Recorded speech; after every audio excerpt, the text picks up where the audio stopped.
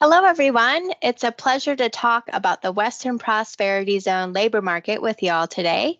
My name is Maggie Smith, and I am from the Labor and Economic Analysis Division of the North Carolina Department of Commerce, or LEAD for short.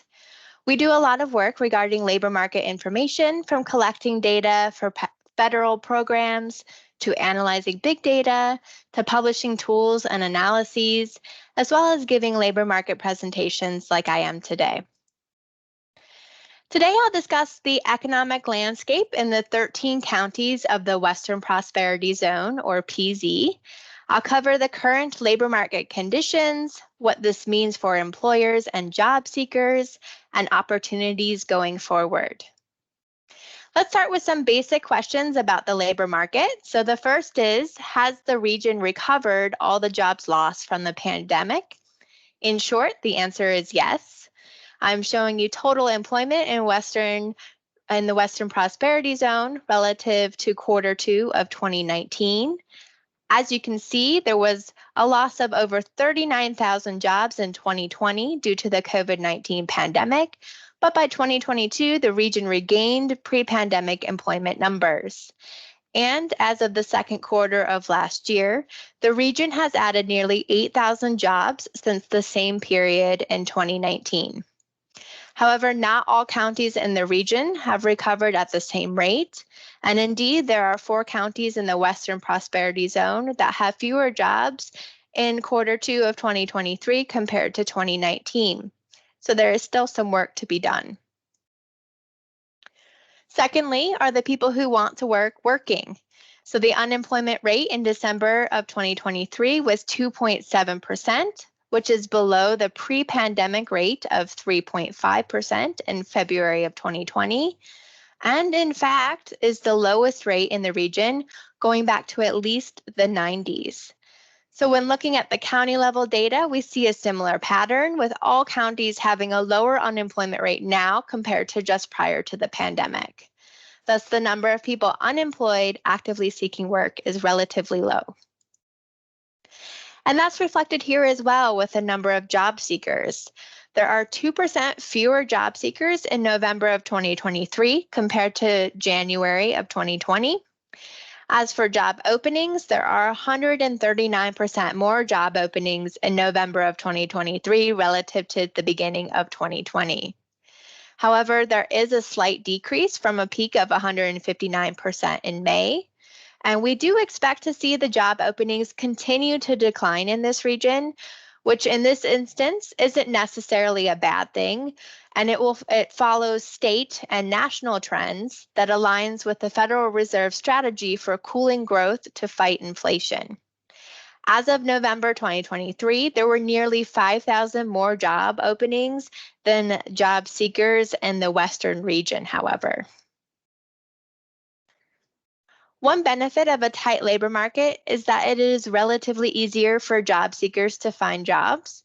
As of November, there were 1.4 fewer job seekers per opening compared to the start of 2020, meaning less competition if you're looking for a job. Indeed, since September of 2021, there has been less than 1 job seeker per job opening in the Western region, with the latest data showing 0.8 job seekers. But this tight labor market makes it relatively difficult for employers to find workers, and this is not expected to decrease anytime soon due to an aging population. And that's not just here, but throughout the state and nation. So we're losing more workers to retirement than the region is producing, and employers can expect a fairly tight labor market to persist for a while longer. However, some career clusters are tighter than others. For example, in the Western region, there are more job seekers for occupations in the arts and IT. However, health sciences and law and public safety have less than 1 job seeker per job opening. Because of this relatively tight labor market, employers have had to be more competitive. According to our latest employer needs survey, a number of employers said they expanded pay and our benefits in order to attract workers. We're in the final stages of completing an update to this survey right now, but it would not be surprising to see this continue or grow given conditions in the labor market. So what may the future bring? According to LEAD's latest employment projections, the region will add 26,500 jobs, or an increase of 9% through 2030, led by the healthcare and social services sector.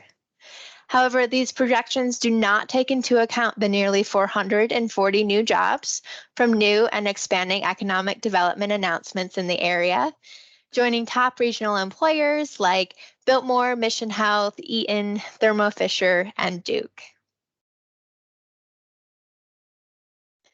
LEAD has also developed STAR Jobs, which identifies promising occupations based on average wage, projected growth, and the number of openings. So over 800 occupations are rated from 1 to 5 stars, with the most promising occupations, meaning they have relatively high wage, projected growth, and number of job openings, are given 5 stars.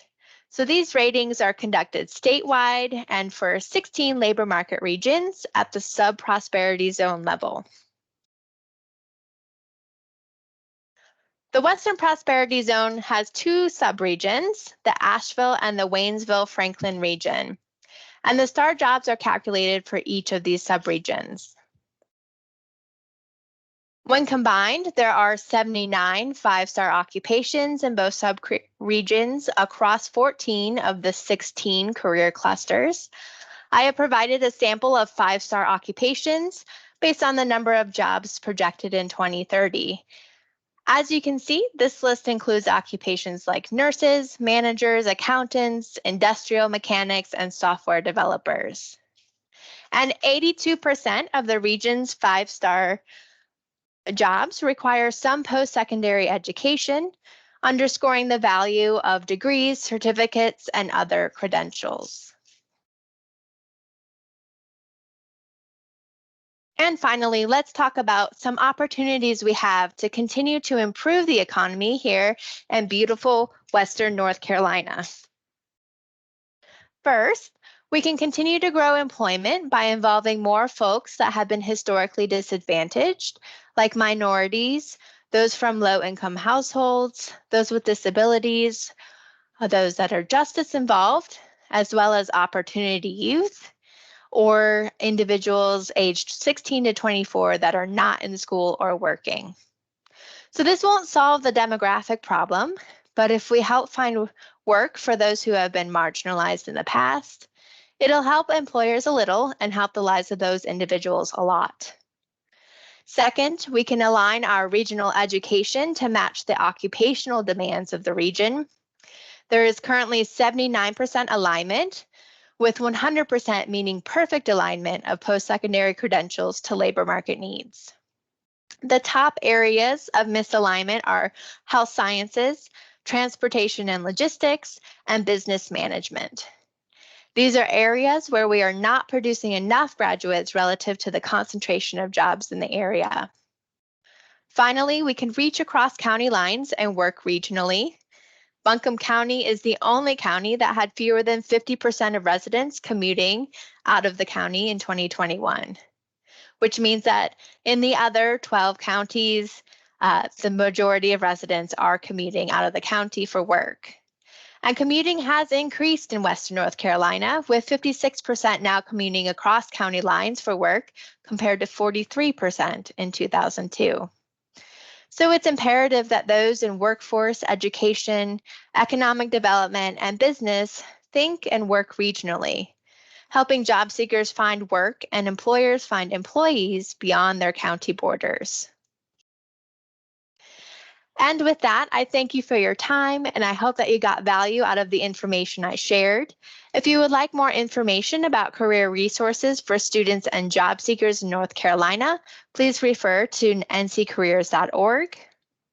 For more information about your regional economy and other labor market reports and tools, please visit analytics.nccommerce.com. Also, if you are not receiving our newsletters, please be sure to sign up using the subscription link on this slide. And my colleagues and I at LEAD are here to support you and your efforts to advance education, workforce, and business conditions in Western North Carolina. Please reach out if there's anything we can do to help. Thank you.